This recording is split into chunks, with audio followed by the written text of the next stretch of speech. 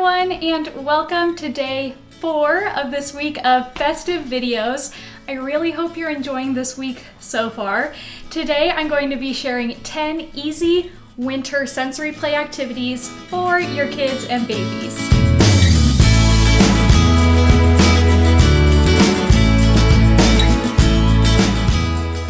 For me, the weeks before gift giving can be really difficult for a couple of reasons. First, both you and your kids are probably getting really burnt out on your current toys and crafts. Second, it's easy to get into a routine and can be really difficult to come up with new and creative ideas. And lastly, I'm trying to keep the learning at a maximum and the cost at a minimum. So that's where the easy DIY comes into play. Most, if not everything, I talk about in this video you should have in your house. If not, you can easily get a hold of all of these items. But instead of using basic household supplies, I'm giving them a little winter flair just to bring something new to the table. So my first two activities are super similar, so I'm going to go through them together. First is Oobleck. It's like a goopy slime. It uses cornstarch and water. That's it. To make mine more exciting, I add in a little bit of food coloring and a tiny bit of peppermint extract. Oobleck is really fun because you can get all sorts of messy, but the cleanup is super easy. I love this activity and all the activities really in this video because they are great for kids of all ages, just like my next activity, which of course is Play-Doh. Kids of all ages can do a million things with Play-Doh. It's pretty self-explanatory, but if you make it yourself, you can save yourself a trip to the store and you can give it that festive flair. So I made 3 batches. I made a regular colored one and then also red and green. In my regular colored batch, I add a little bit of ground cinnamon and ground ginger. It makes it smell like gingerbread cookie dough. It's awesome. And then for the red, I add in a little bit of nutmeg, and the green, I again use just a tiny bit of peppermint extract. I love using scents because it just adds another level to that sensory experience. Next up is a sensory board / toy rescue. To make a toy rescue, you basically just tape items onto a surface and let your child figure out how to retrieve the items. To make it more interesting, I like to use a wide variety of items, so when your child retrieves it, they have something to smell, to hear, or they can experience a new texture. To make more of the activity, you can place a box next to the board, so once your child retrieves the item, they can practice placing it in the box. For my sensory board, I used gift wrapping supplies, pine cones, some pine branches, and then for the smell aspect, I used star anise and cinnamon sticks. My next 2 activities are water painting and yogurt painting. Water painting is amazing because it creates virtually no mess and is super easy to clean up. All you need is water and paper.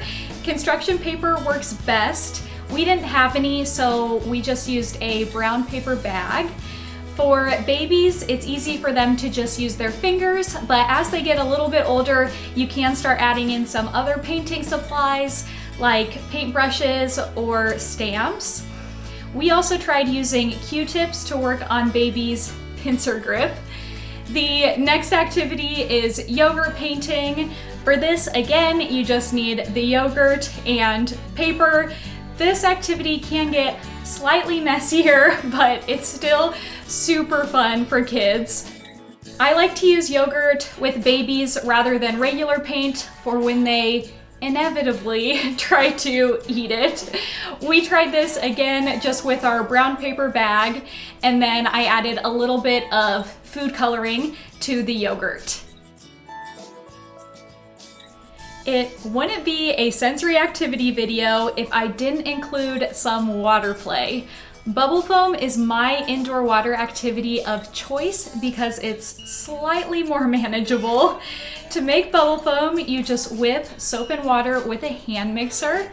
Bubble bath works best. I just used some baby shampoo because it's all I had on hand, but it does the job just fine. We put ours in a small tub that was the perfect size for my baby. However, if you have older kids, it would be great to use a larger bin and you can make multiple colors. For our bubble foam, we used a silicone spoon, some light up bath toys, and some plastic rings.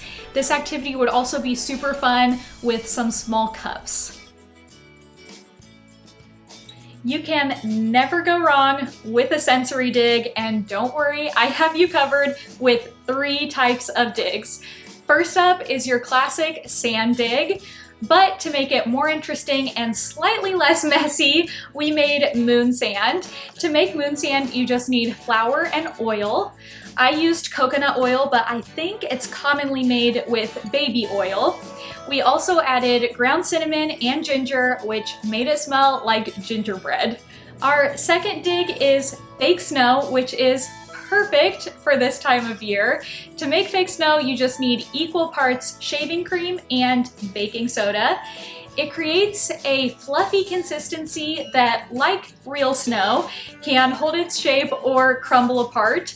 To take this activity to the next level, you could throw in some carrot slices, twigs, and some raisins to build your own miniature snowmen. Our last dig is a Jell-O dig, which is exactly what it sounds like. You make your Jell-O mix, add in the sensory items, and let it set.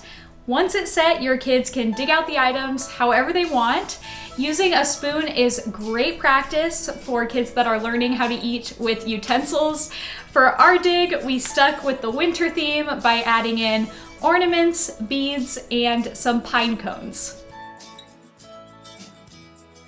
We have made it to our final activity, and I hope you've made it this far because this last activity I think is just so cute and unique. It's called ice skating penguins.